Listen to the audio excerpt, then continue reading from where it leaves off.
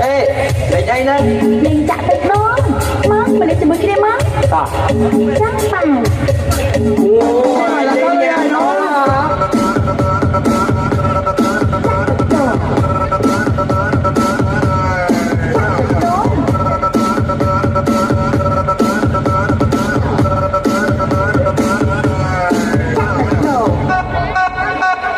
Hãy